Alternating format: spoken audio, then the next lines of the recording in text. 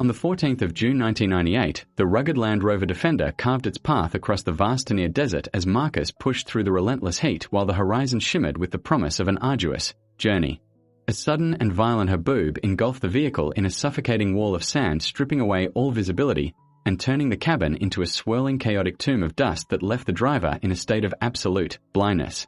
When the dust finally settled, the heavy tires were buried deep within the soft dunes, and the engine let out a final metallic death rattle that left the machine motionless and stranded in the heart of the desolate wilderness. Marcus scrambled out into the blistering sun and began to dig with frantic desperation, but the scorching sand seemed to swallow his efforts while the crushing weight of the midday heat sapped the very marrow from his bones.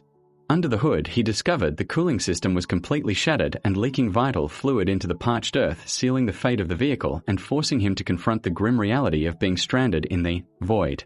Seeking refuge in the narrow sliver of shade beneath the chassis, he watched the barren landscape in silence, realizing that the only living soul for hundreds of miles was his own beating heart struggling against the isolation. He uncapped his final canteen and poured a precious trickle of water into a metal cup, staring at the liquid as if it were liquid gold before taking a slow and agonizing sip that barely touched his burning thirst. A cruel mirage of a shimmering blue lake danced on the horizon, taunting his fading mind with the promise of relief until he began to run with stumbling steps toward the illusion that existed only in his shattered hallucination. He collapsed into the scorching sand, gasping for air as his bag spilled his final supplies across the dunes, and he lay there listening to the terrifying silence that amplified the sound of his own ragged and shallow breath. As the sun sank low, the desert transformed into a frozen wasteland, and Marcus huddled beneath a thin blanket, shivering uncontrollably while the cold stars watched his suffering from the infinite depths of the dark night. Delirium took hold under the pale moonlight as he began to whisper to ghosts of his family at a dinner table far away, losing his grip on reality as the bitter chill of the sands seeped into his weary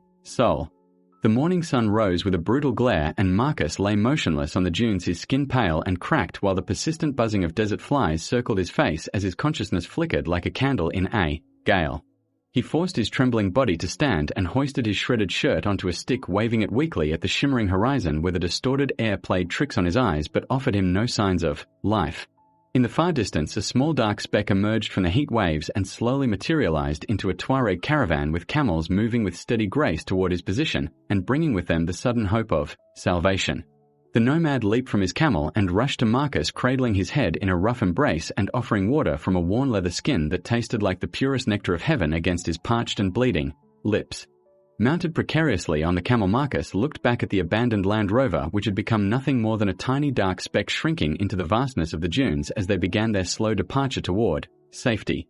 They reached the sanctuary of a nomadic camp where the scent of wood smoke and roasting food hung in the air, and the warmth of the hospitable tribe finally began to thaw the deep freeze that had settled in his tired limbs. After days of recovery, he sat outside the goat hair tent watching the dunes with newfound respect, while the elder shared a hand-drawn map of the region and pointed the way toward the distant and life-giving Oasis. He began his trek toward the green sanctuary, walking with a steady pace and glancing back one last time at the fading tracks of the caravan that had saved him from becoming a forgotten ghost of the golden sands. Standing at the edge of the lush palms as the sun dipped behind the dunes in a blaze of violet and orange, he looked out at the infinite desert, realizing he had walked through the gates of death to find his own eternity.